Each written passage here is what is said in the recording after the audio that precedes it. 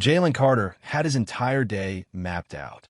It was a Thursday morning in early June, and the air in Franklin, Tennessee carried the sticky thickness that comes just before a summer storm. Jalen didn't mind.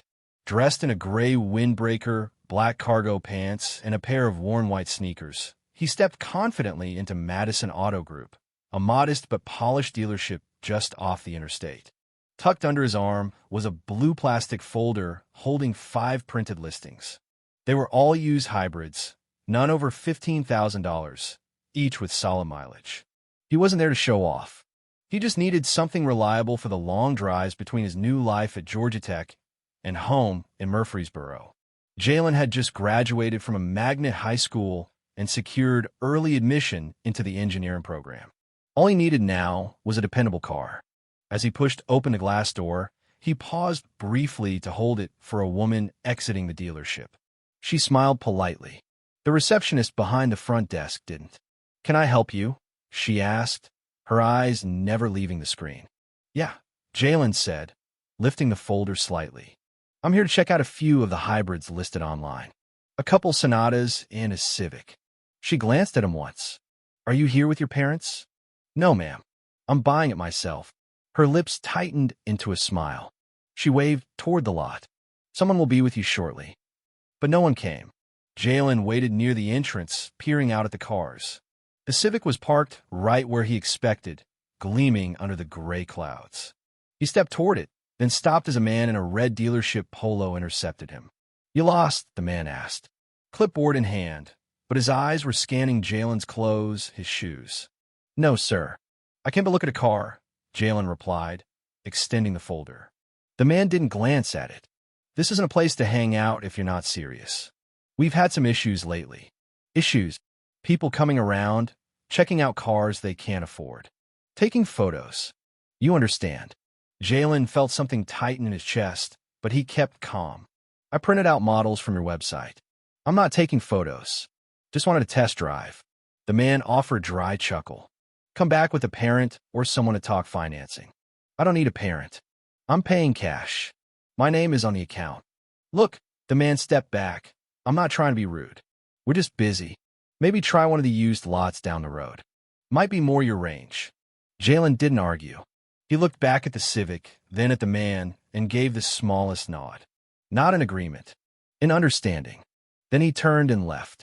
What the staff at Madison Auto didn't realize was who Jalen Carter really was. On his silent drive home, rain began to mist on the windshield. He wasn't one to rant. He processed quietly. Past the park where he raced his cousin Trey. Past the library still clinging to last summer's posters. The world felt familiar but different. Inside his home, the scent of lavender and coffee drifted through the air. His mother, Dr. Camille Carter, was upstairs on a Zoom call. A respected biotech CEO, Camille could address the FDA one moment and tend to her son's scraped knee the next. Later that evening, she found him on the couch, folder beside his laptop. "Find anything you liked?" "I went to Madison Auto. They had some decent options." "You test drive anything?" He shook his head. "They told me to come back with a parent. Said I looked like I was hanging around." Camille's expression didn't change much. Just a pause. "Precise. Did they say anything else?" "Not really. Just treated me like I didn't belong." She didn't press. Just placed a hand on his knee, then moved to the kitchen. But upstairs, her mind raced. Camille didn't make scenes. She moved with precision. That night, she made one phone call to a colleague in insurance consulting. By sunrise, she knew everything she needed about Madison Auto. Jalen was still sleeping when Camille backed the Rolls Royce out of their garage. A gift from a French investor, she rarely drove it. But today wasn't about transportation. It was a symbol. By 9:30 a.m., the doors at Madison Auto opened again. The receptionist was in her usual position. But this time, her eyes widened at the sight of the car outside. Camille walked in, navy suit, no jewelry but a silver watch. Calm, controlled. "Good morning," she said. Good morning. Are you here for a service appointment?" "No," she said, placing her bag gently on the counter. "I'd like to speak with the manager." Within a minute, Dan Miller appeared, Bluetooth still in one ear. "Dr. Camille Carter, she said, not shaking his hand. My son came in yesterday. 18. Black.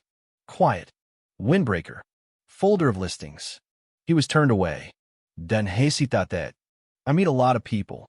There may have been a misunderstanding. Camille set the blue folder on the counter. He came with this. Pre-approved financing. Cash in the bank. Ready to buy. Left without even a test drive. Dan tried to maintain composure. I'm happy to invite him back. That won't be necessary. Then what can I do? She opened the folder, lifted a civic listing. Your staff told him this was out of his range. Not because of his bank account. Because of your assumptions. Dan looked down. She handed him a matte black business card. Dr. Camille Carter, CEO, Nova Gene Labs. Next time a young man comes prepared, ask his name before deciding his value. As she left, she added, the car outside? Not for sale. Just a visual aid. Den stod frozen. The receptionist stopped typing. A nearby salesman paused mid-step. Chris, the man who'd turned Jalen away, was called into Dan's office. Remember that kid yesterday? The one looking at hybrids? Yeah, the one hanging around. He wasn't hanging around. He had paperwork. Listings. Pre-approved. His mother came in. Chris looked uneasy. Okay, but he looked like... Like what? Chris fell silent. Dan pointed toward the lot. Maybe we don't get more black customers because they see how we look at them. And walk out.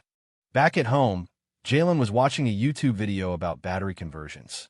He had no idea his mother had gone back. She wasn't trying to protect him from the world assumptions, just to ensure the people making them felt the weight of what they missed. That afternoon, Dan sent a memo to staff, a reminder about respect, bias training to follow. Camille didn't post about it, didn't threaten lawsuits. She simply showed up and told the truth. Omari's story wasn't unique, but the way it was answered was. And for once, someone listened. A week later, a new Sonata sat in the Carter driveway. Jalen had already taken it out for a few drives. It wasn't flashy, just steady. Like him.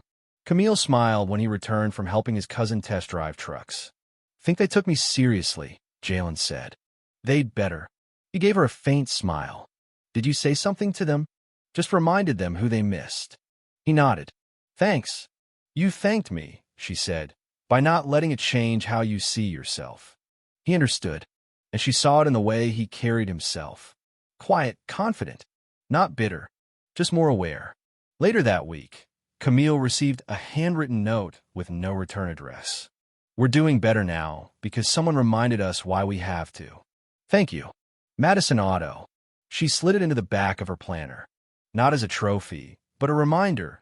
Sometimes people need to see clearly before they can change. And sometimes the most powerful voice in a room doesn't need to raise itself to be heard.